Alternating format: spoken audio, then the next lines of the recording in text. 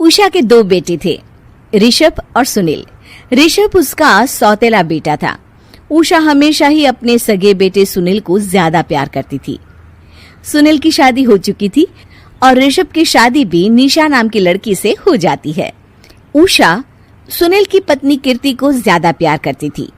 एक दिन वो अपनी बहू कीर्ति के लिए साड़ी ले आती है। ये लो बहू, तुम्हारे लिए साड़ी लाई हूँ। कल पड़ोस की शादी में जाना है ना, तुम यही पहन कर चलना। तभी वहाँ ऋषभ आ जाता है। अरे माँ, तुम निशा के लिए साड़ी नहीं लाई? वो भी तो कल शादी में जाएगी ना? हाँ हाँ, वो भी जाएगी, पर उसके पास तो काफी साड़ी होंगी ना। अभी अभी तो शादी हुई है तुम दोनों की, तो उसी में से कोई पहन लेगी वो। ऋषभ ये सुनकर उदास हो जाता है। तब निशा कहती है, आप उदास क्यों होते हो जी? सही तो कह रही हैं मम्मी जी। मेरे पास तो बहुत साड़ियां हैं और सारी की सारी नई हैं। मैं उन्हीं में से कोई पहन लूंगी।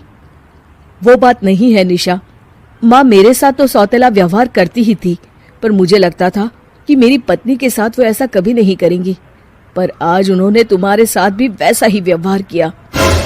ऋषभ उदास होकर अपने कमरे में चला जाता है। ऋषभ को उदास देखकर निशा को अपनी सास पर बहुत गुस्सा आता है। एक दिन उषा सुनील को कुछ पैसे दे रही होती है। ले बेटा सुनील, ये कुछ पैसे रख ले और बहू को कहीं घुमा लिया। जी मम्मी जी। सुनील वहां से चला जाता है। मम्मी जी, आपने इन्हें तो कभी पैसे नहीं दिए। ऐसा सौतेला व्यवहार आप क्यों करती हैं?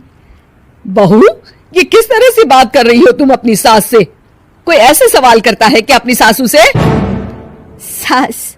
अरे जिस दिन से मैं इस घर में आई हूँ ना, आपने तो मुझे अपनी बहू माना ही नहीं। हमेशा कीर्ति भाभी के लिए ही सब कुछ लाती हैं। मुझे तो आज तक आपने कुछ दिया ही नहीं। क्या मैं जानती नहीं कि आप ऐसा क्यों करती हैं? देख निशा, तू अपना काम कर, समझी? मेरे से बहस करने की कोई जरूरत नहीं है। तभी वहां ऋषभ आ जाता है। निशा, माँ से ऐसे बात नहीं करते। तुम जाओ अपने कमरे में। हाँ हाँ, जा रही हूँ। मुझे भी इनसे बात करने का कोई शौक नहीं है। निशा अपने कमरे में चली जाती है और ऋषभ भी वहां आ जाता है। निशा, तुमने माँ से क्यों झगड़ा किया? क्योंकि आप तो कुछ कहते ही नहीं, बस चुपचाप सहते रहते हैं। किसी को तो आवाज उठानी होगी ना। कोई बात नहीं निशा, तुम गुस्सा मत करो, शांत हो जाओ।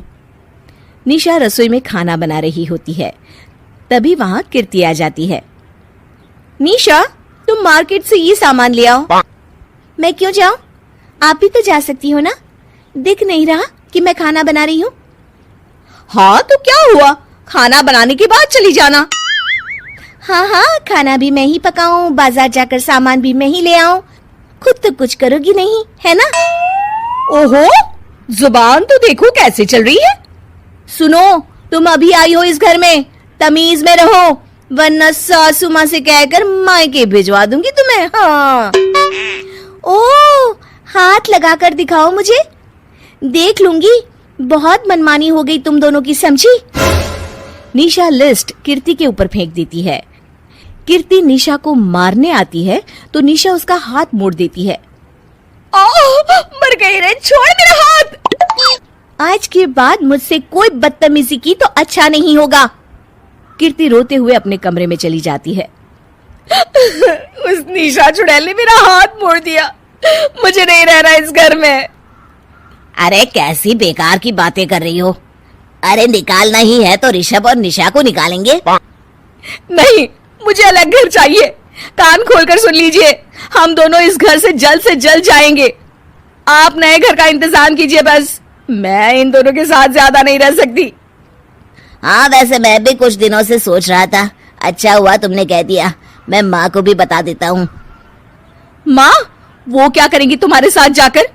मैं चाहती हूँ कि तुम और मैं, बस हम दोनों ही कहीं शिफ्ट हो जाएं, इस सब झमेले से दूर। अरे पर माँ को यहाँ छोड़कर इस तरह से जाना ठीक नहीं रहेगा कीर्ति। वैसे वो तुम्हें कितना प्यार भी तो करती हैं। नाम का ख्याल रखती है, क्योंकि तुम सगे बेटे हो ना, इसलिए। तुम अगर सौतेले होते तो मेरे साथ भी ऐसे ही सलूक करती जैसे अभी तुम्हारे सौतेले भाई और उसकी पत्नी से करती है। अरे पर फिर भी फिर भी कुछ भी नहीं। देखो, या तो हम दोनों इस घर से कहीं दूर जाएंगे या फिर मैं अपने मायके चली जाऊंगी। हाँ, बता देती हूँ। अच्छा बाबा, अच्छा ठीक है। सुनील अपनी माँ से बात करने आता है। माँ, मैं सोच रहा हूँ कि कीर्ति के साथ अलग घर में शिफ्ट हो जाऊं।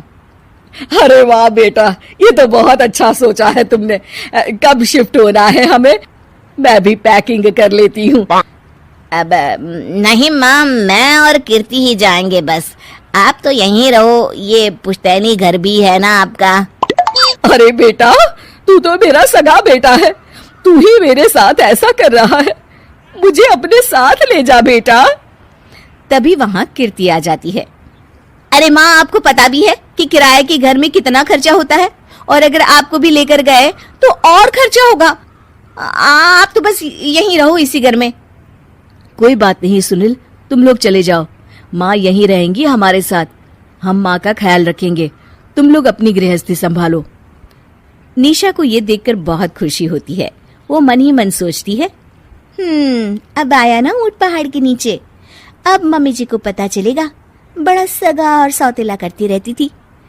सगा बेटा तो जा रहा है छोड़कर, अब आएगी इन्हें अकल, और नहीं आई तो मैं अल्लाह कर रहूंगी। निशा अपनी सास को कैसे अपने सौतेले बेटे से मिलाएगी, जानने के लिए देखिए सौतेली माँ पार्ट 2।